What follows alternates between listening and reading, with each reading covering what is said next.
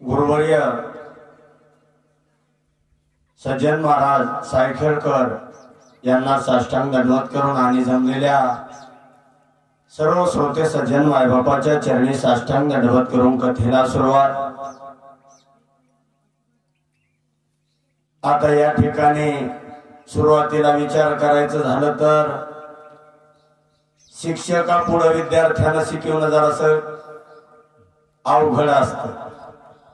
आता शिक्षक गुरुवर्य समोर बसले आणि त्याच्यामध्ये आपल्याला प्रेड घ्यायचा सांगितला, पण सेवेके करावे सांगितलेले काम त्याप्रमाणे महाराजांच्या आज्ञेचं पालन करून आणि आयोजकाच्या जे आहेत संयोजक आहेत सर्वांच्या आज्ञेचं पालन करून या ठिकाणी जी भावार्थ रामकथा आयोजित केलेली आहे,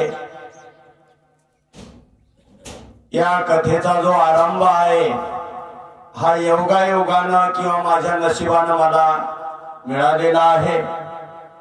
नशिबात शिवाय काही खरं नसतंय, कारण पहिल्याच दिवशी सुरुवातीलाच मी या ठिकाणी येईल असं कधी मनामध्ये विचार केला नाही।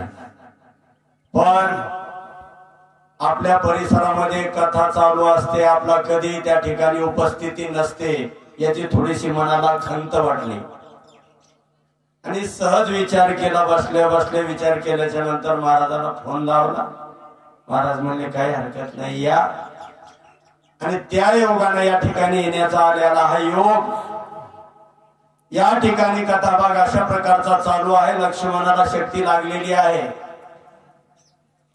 लक्ष्मणाला शक्ती लागल्याच्या नंतर सर्वजण विचारामध्ये पडले, लक्ष्मणाला शक्ती लागली, लक्ष्मण जर नाही वाचला तर राम प्राण त्याग करेल, रामानं प्राण त्याग केला तर तिघी माता प्राण त्यागतील। एवढंच नव्हे तर सर्व अयोध्येतले लोक सुद्धा त्या ठिकाणी पडल्याशिवाय राहणार नाही। मग सर्व पृथ्वी तलावर आकांत होईल। मग विचार पडला, आता लक्ष्मणाला वाचवण्यासाठी कोण या ठिकाणी उभा राहील। तेवढ्यामध्ये धावत आमचे सुशील नावाचे वैद्य त्या ठिकाणी आले आणि प्रभू रामचंद्राचा हात धरला। सांगितलं, देवा घाबरण्याची गरज नाही, या ठिकाणी हनुमंत नावाचा असणारा आमचा वीर आहे, त्या वीराकडे एवढी शक्ती आहे की लागणारी जी वल्ली आहे ही तुम्हाला ती आणून देऊ शकतात।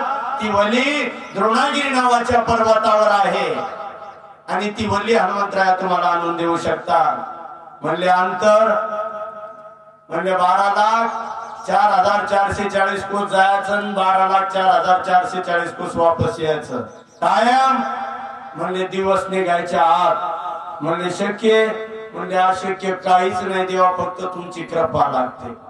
हनुमंतरायाला जवळ बोलावलं, झालेला सर्व घटनाक्रम सांगितला।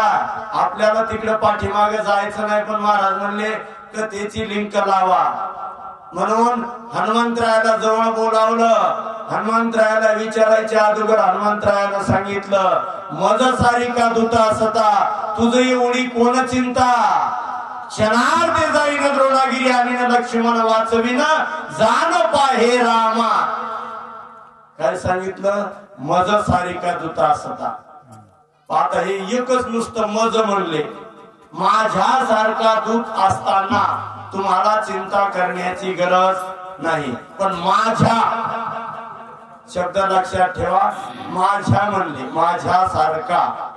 आता हा माझा शब्द पक्का एक अंडरलाईन करून ठेवा, कारण याच्यावर पुढे पुन्हा काय घडतंय हे आपल्याला ऐकायचंय। हो, म्हणून त्या ठिकाणी आल्याच्या नंतर हनुमंतराय त्या ठिकाणावर निघाले। प्रभू रामचंद्राची आज्ञा घेतली, द्रोणागिरी नावाच्या पर्वतावर गेले। तुम्हाला रामकथा बऱ्यापैकी माहित आहे। हो, त्या ठिकाणी गेल्याच्या नंतर वाटेमध्ये कोण कोण आडवं आलं, काय काय झालं हा घटनाक्रम तुम्हाला माहित आहे। कालनेमीनं अडवलं, कालनेमीचा बुकणा वाढला, त्याच्यानंतर समोर गेले, पर्वतावर गेल्याच्या नंतर मारुतीरायाने विचार केला आता वल्ली कोणती आहे. डॉक्टरनं सांगितलं पॅरासिटामॉल नावाची गोळी घेऊन या. काय सांगितलं कुठं भेटते म्हणले वझरच्या मेडिकल मध्ये भेटते खरं आहे हो, पण गोळी कशी आहे ही माहित नाही आणि ज्याच्याकडून गोळी आणण्याची तो सांगू शकत नाही. मग गोळी कशी ओळखायची विचार पडला. म्हणले जे मचमच करती हीच ओली असावी.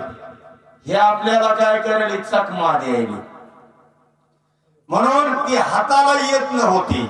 हाताला येत नव्हती तर म्हणले आता हिच्या पाया पडत बसायचं काम नाही. आपण ही नेऊन तिथं नेल्याच्या नंतर जर सुशेन वैद्य म्हणले ही नाही तुम्हाला पॅरासिटामॉलच सांगितली होती पण 650 सांगितली होती. तुम्ही नुसतीच पॅरासिटामॉल 150 मध्ये घेऊन आले उपयोगाची नाही. मग पुन्हा 12 भरंगाळी वाढल्या का. मग म्हणले काय करावं हो सेफ्टीचा येडा घातला गुणातून मेडिकलचं दुकान उपटीलं. मेडिकलचं दुकान उपटीलं. दुकान घेतलं सेफ्टी मध्ये बांधून आकाश मार्गाने निघाले आणि आकाश मार्गाने निघल्याच्या नंतर खालून जाणाराला त्या चमचम चमचम चमचम ज्या वल्या चमकायलेल्या होत्या पर्वतावरच्या त्या दिसत होत्या आणि असं वाटत होतं की कोणीतरी राजाचा हा थाटमाट असावा कोणीतरी राजा असावा असा खालून पाहणाराला भास होत होता. तेवढ्यामध्ये हनुमंतराया चालत चालत चालत चालत म्हणजे पायानं नाही आकाश मार्गाने येत होते. वेगम मनाच्या मनाला पाठीमाग टाकणारा असा वेग आमच्या मारुतीरायाकडे होता. म्हणून मारुतीराया आकाश मार्गाने येत असताना नंदीग्रामापर्यंत त्यांची स्वारी आली. आता नंदीग्रामापर्यंत स्वारी आल्याच्या नंतर आमचे इकडं भरतजी बसलेले होते. भरतजीनं सांगितलं होतं रामाला माझ्या 14 वर्षाचा वनवास आहे आणि 14 वर्षाच्या नंतर जर माझा राम नाही आला तर ऑलरेडी लाकडाची चिता रचून ठेवलेली होती आणि तिच्यावर आमचे भरतजी बसलेले होते.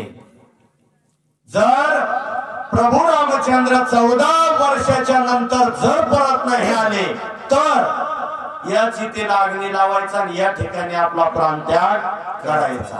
अशा अवस्थेमध्ये भरतजी होते कारण त्यांची भक्ती तशी होती. भरत नामामध्ये भरताची व्याख्या दबलेली आहे मायबाप. भ म्हणजे भक्तीमध्ये, र म्हणजे रथ होऊन, त म्हणजे तरलेला, त्याचं नाव भरत. बाकी इकडं तिकडं पाहायची गरज नाही. आणि भावार्थ रामायण हा ग्रंथच असा आहे भाव आणि अर्थ ज्याच्यामध्ये एकातच सामावलेला आहे.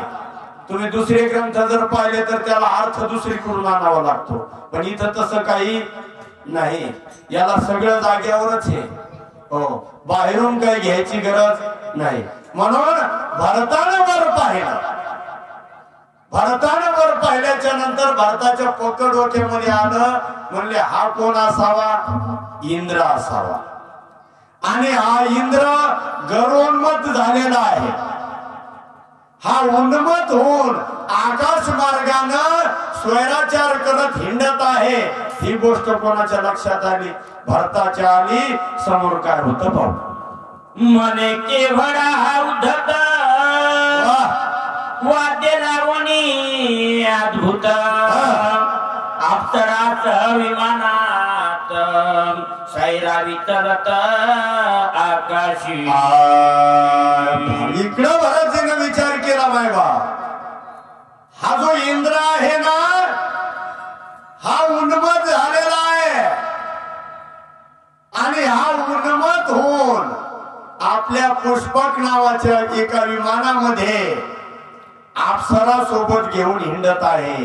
एवढा उन्मत इंद्र झाला म्हणून राग आला भरतजीला. बोला सवे घेऊन वारंगणा विमान हिंडवी गगना उलंघोनी साधू सज्जना तरी आटन उन्मत.